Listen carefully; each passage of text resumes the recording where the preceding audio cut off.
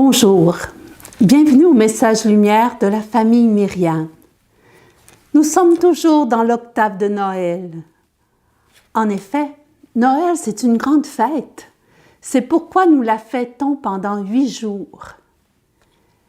Mais la joie de Noël est vite assombrie par la méchanceté des hommes. Le Verbe s'est fait chair pour venir sauver l'humanité pécheresse. Or, il n'y a pas de salut sans la croix. C'est ce que cette fête des saints innocents nous rappelle.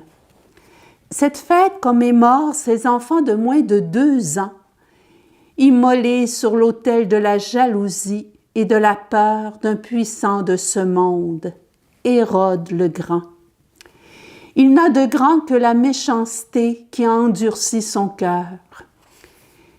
Il a assis sa grandeur sur la violence et la mort de ceux qui constituent à ses yeux une menace à son pouvoir.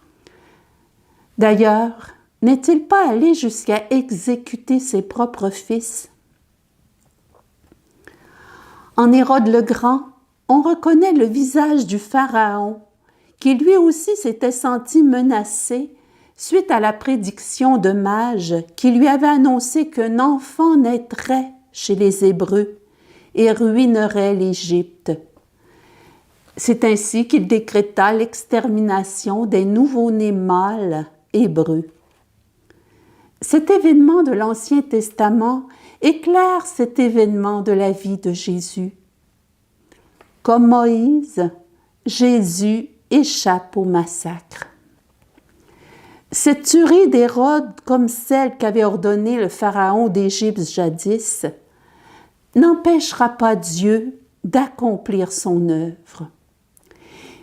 Il l'accomplira grâce à la docilité de son serviteur Joseph. L'ange dit à Joseph, « Lève-toi, prends l'enfant et sa mère et fuis en Égypte. » Que fait Joseph? Il obéit. Il se leva dans la nuit, il partit. Le cœur de Joseph est tout à Dieu. Il ne recherche que sa volonté. Quand celle-ci lui est manifestée, il dit oui tout de suite et part sans délai. Et moi, comment je réagis face à la volonté de Dieu? Est-ce que je dis oui tout de suite ou est-ce que j'hésite? Dieu a besoin de toi. Il a besoin de ton oui. Il a une mission pour toi. Il a besoin de toi pour que son salut atteigne un grand nombre. Hésiteras-tu? La mission de Joseph met en lumière la mission de l'homme dans le plan de Dieu. Protéger la vie et protéger la famille, lieu où cette vie s'épanouit dans l'amour et dans la communion. Dans les récits de l'enfance de Jésus, il est frappant de constater que l'ange s'adresse à Joseph quand il s'agit de protéger la vie de l'enfant et de sa mère, de protéger au fond la famille, tandis qu'il s'adresse à Marie quand il s'agit de donner la vie, de donner un souffle de vie à la famille. Tous les deux sont au service de la vie, mais de manière différente.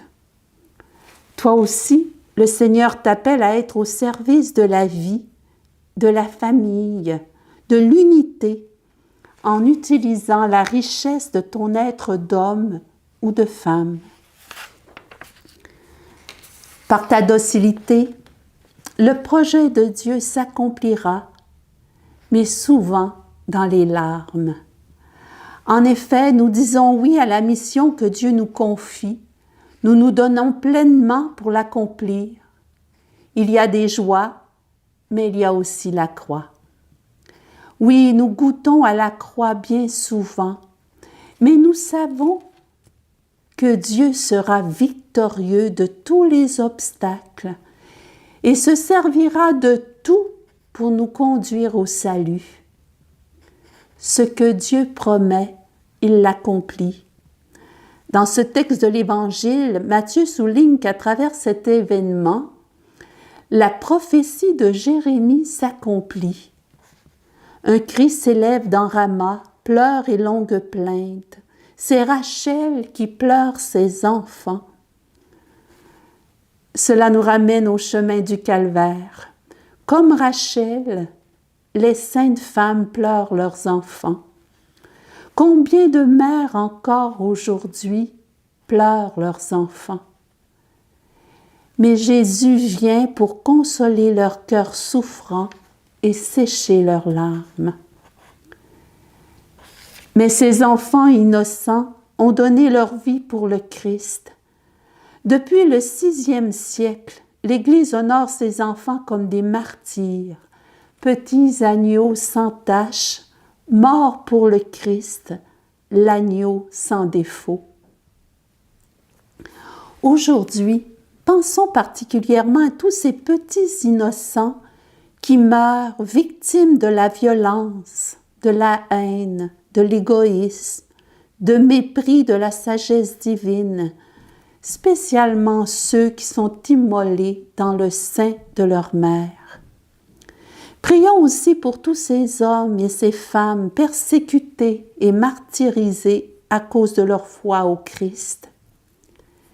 Et prions le Seigneur de susciter des défenseurs de la vie qui vont lutter contre les injustices dont les innocents sont victimes de par le monde.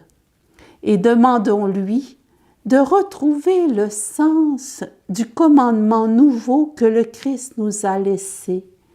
Aimez-vous les uns les autres comme je vous ai aimés. Nous faisant tous frères et enfants d'un même Père. Ces saints innocents ont été configurés au Christ. Unis à sa croix, leur vie porte fruit de salut. Et nous, configurés au Christ par notre baptême, unissons à l'offrande de Jésus tout ce qui nous fait souffrir, tout ce qui nous fait verser des larmes, et demandons-lui de changer cette souffrance en bénédiction et en grâce pour ceux qui, comme nous, souffrent, et aussi pour ceux qui nous font souffrir, afin que tous soient sauvés.